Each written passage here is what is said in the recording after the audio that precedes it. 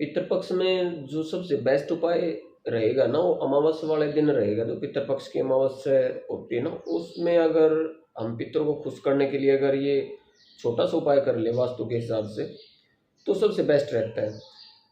उसमें आपने करना क्या होगा, सबसे पहले तो आपने ये देखना होगा कि भाई साउथ वेस्ट डायरेक्शन में, आपके घर की जो साउथ वेस्ट डायरेक्शन है उसमें टॉयलेट तो नहीं है। अगर टॉयलेट वहाँ पे है तो आप उसको येलो स्ट्रिप के द्वारा, जो टेप आती है, येलो टेप आती है और वास्तु टेप आती है येलो कलर की, उससे भी आप उसको बैलेंस कर सकते हो, ब्लॉक कर सकते हो उसके चारों तरफ टेप लगा के। दूसरा, आप वहाँ पे ब्रास मेटल की स्ट्रिप भी लगा सकते हो। और तीसरा नंबर ये होगा, अगर आपके वहाँ पे टॉयलेट ना होकर किसी प्रकार के पेड़ पौधे आपने वहाँ पे रख दिए, ग्रीनरी आपने वहाँ पे लगा दिया, ग्रीन कलर आपने वहाँ पे वॉल पे करवा दिया, या फिर आपका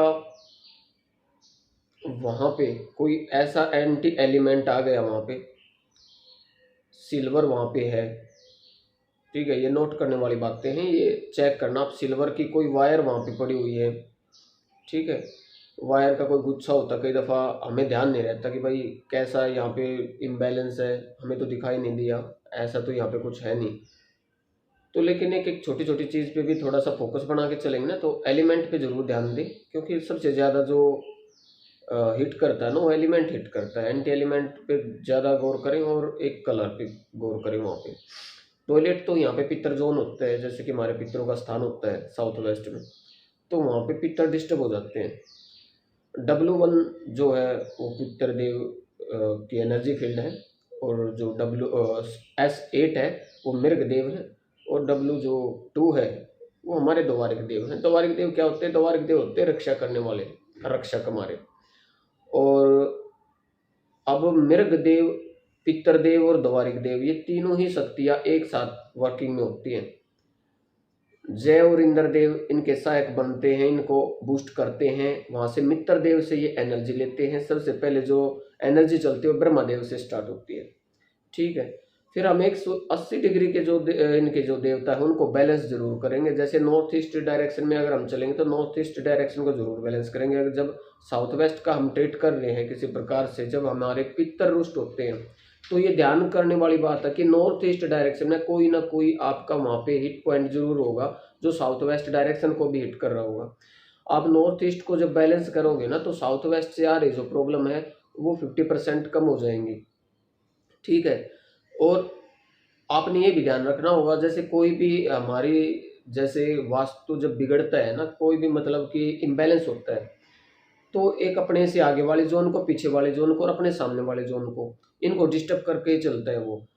तो जब भी किसी एक डायरेक्शन का आप ट्रीट कर रहे हो, उसको बैलेंस कर रहे हो, तो त्रिशूल के आकार में, त्रिशूल को मानकर वैसे ट्रीट करना चाहिए, तब जाके वो बैलेंस में आएगी डायरेक्शन। अदरवाइज वही बात है कि तीन तरह के, अब 3 पेशेंट बैठे हैं, एक पेशेंट का ट्रीट कर दे दोबारा, फिर उस 2 जो मरीज हैं उनको डिसीज है, उसी में दोबारा ट्रीट करके उस पेशेंट को भेज दोगे, तो फिर क्या होगा, दोबारा से फिर उसको पकड़ लेगी वो बीमारी, ठीक है। ऐसा बिल्कुल ना करें, करें तो तीनों पेशेंट का ट्रीटमेंट करें एक साथ। इस प्रकार से थ्योरी काम करती है। ऐसा डायरेक्शन में आपने क्या करना है, जैसे पितृ पक्ष की जो अमावस्या आएगी, सभी पितरों के लिए, जो भी आपके पितर होंगे, जो आपने पता है नहीं पता है, तो उनके लिए भी एक ये शानदार रामबाण ट्रीटमेंट रहने वाला है।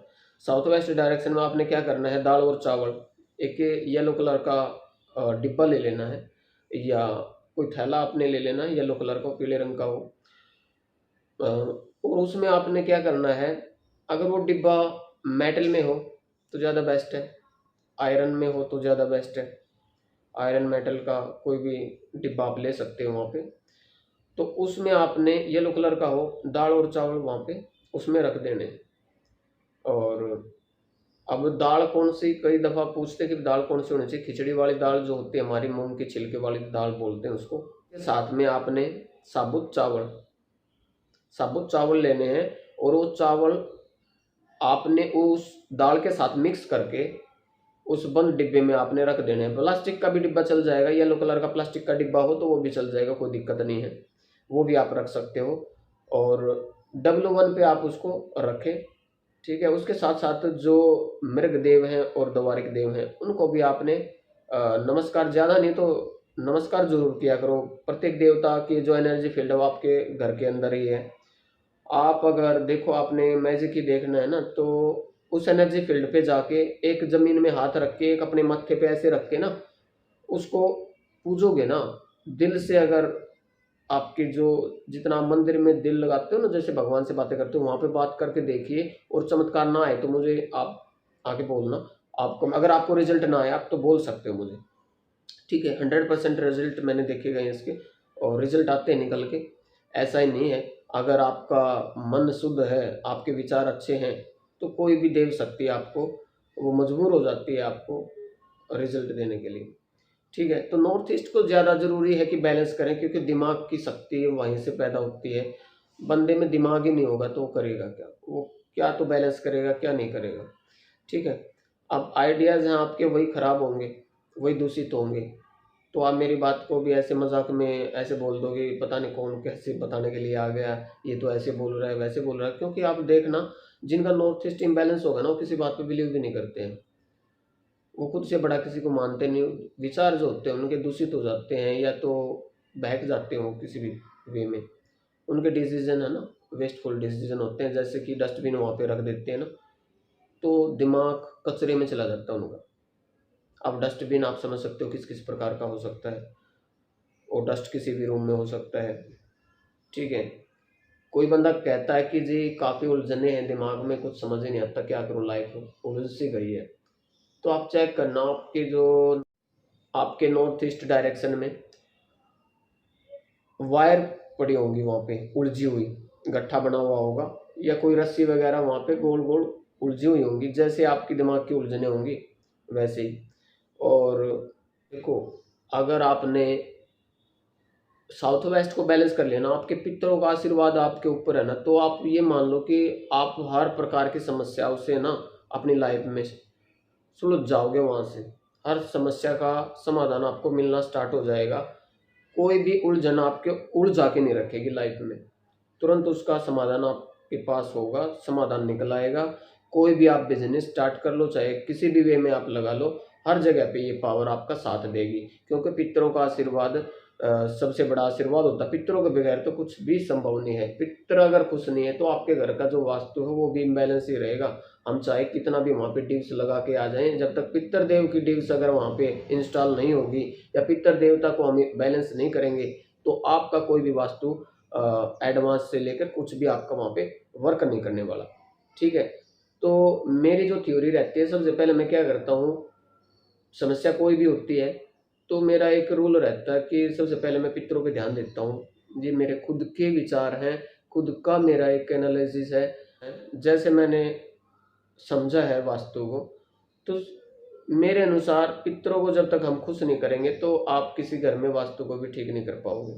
ये मेरी गारंटी है, मैं दावे के साथ कहता हूँ। सब बड़े आचार्य भी मेरी वीडियो को देख रहे होंगे, मेरे सीनियर भी देख रहे होंगे, लेकिन मेरी खुद की जो समझ है वो यही है कि पितर देवता को सबसे पहले बैलेंस करना बहुत ज़रूरी है, पितरों को खुश करना बहुत ज़रूरी है।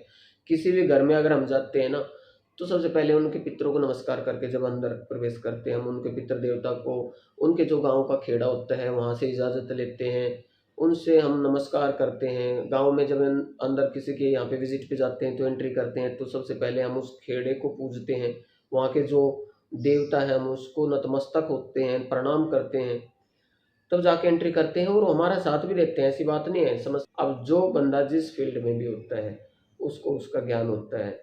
अ, अब मैं जिस फील्ड में हूँ, या जो भी इसको गहराई से समझते हैं, वास्तु को गहराई से समझते हैं, तो उनके लिए कोई बड़ी बात नहीं है, बड़ी आसानी से ही वो गैस कर लेते हैं, किसी भी एनर्जी से वो बात कर सकते हैं। ठीक है, कई बंदे ऐसे भी हैं आजकल, वो कहते हैं कि जी हमें प्रैक्टिकल अनुभव कराइए, प्रैक्टिकल कोई चीज़ दिखाइए। देखो, हवा का कोई रूप नहीं होता है। हवा, आप एक सांस ले रहे हो, एक छोड़ रहे हो, आप हवा को दिखा दो, आप ऑक्सीजन को दिखा दो, जो प्राणवायु है आपके अंदर जा रही है वो बाहर आ रही है, उसको दिखा दो आप। ठीक है, तो एयर हम महसूस कर सकते हैं, पेड़ पौधे हमें उसको दिखाते भी हैं, जैसे पत्ते हिलते हैं, तो सिर्फ वो एक चीज़ है, हमें पता लग रही है कि भाई हवा चली हुई है, ठीक है। अब लाइट है, करंट पैदा करती है, बल्ब का जब आविष्कार हुआ तो बल्ब जल गया वहाँ पे, ठीक है।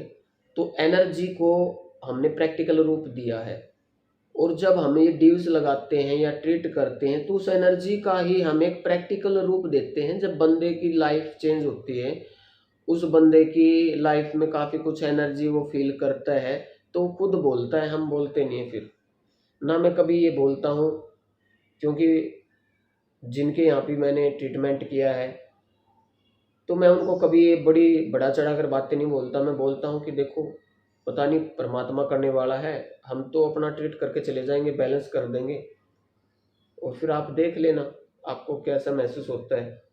रिजल्ट आते हैं नहीं आते हैं वो आप देखना फिर।